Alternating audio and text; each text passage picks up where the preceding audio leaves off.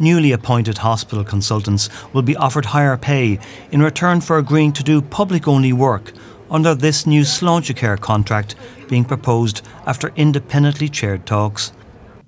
The new public-only contract will offer new consultants annual pay ranging from over €209,000 a year to over €252,000 a year, plus up to €38,000 a year in an on-call allowance.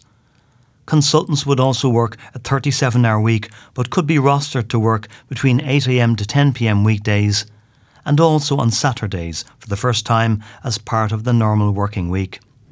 The Irish Medical Organisation said it would respond to the department in January, while the Irish Hospital Consultants Association expressed concern the new consultant contract will have a low take-up among existing consultants. They'll be accepted by some consultants, but the key question here, will this be a contract good enough to attract consultants back from abroad to fill the 1 in 4 posts we have vacant and to fill an additional 3,000 posts? Under the proposals approved by Cabinet today, the Minister for Health said the new consultants' contracts will make medical services like operating theatres and diagnostics available for longer hours. There's a lot of doctors who, under their current contracts, have rights to treat private patients.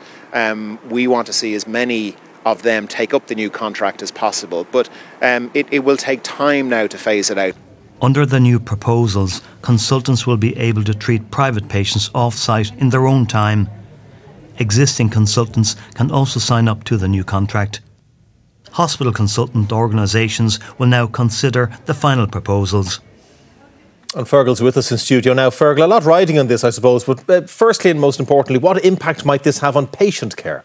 Well, there has been a public-only contract since post-2008 with higher pay for doctors who said they'd work exclusively in the public system. But this new contract would see new hours of work, not longer hours, but including rostering on a Saturday between 8 a.m. and 6 p.m. for consultants. That might help reduce overcrowding by freeing up beds at weekends, with more senior medical decision makers at weekends to send patients home that can be sent home, and maybe greater use of diagnostics at weekends, and that's their expensive equipment not always being used.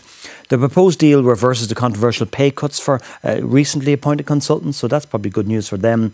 But having public-only work in public hospitals will probably reduce the private income of public hospitals by about €460 million a year, which doctors say the Exchequer will have to free up. Will it free up more extra beds? We'll have to wait and see. It's unclear how many new consultants will actually take up these posts and how many existing ones might move over. It's also going to take many years for a sufficient body of consultants to take up the new contract for it to have wide impact on patient care and access uniformly across the country. Yeah, I'm bearing all of that in mind, while quite separately this evening, the children's hospitals in Dublin saying they're under extreme pressure right now. What are they saying to parents tonight? Yes, so this is Tempest Street, Crumlin and Tala, and the urgent care centre at Connolly Hospital in Dublin. They say they're at a critical capacity, which is quite a serious situation, experiencing extreme pressure. Children's Health Ireland, which operates them, says there's a perfect storm in place now.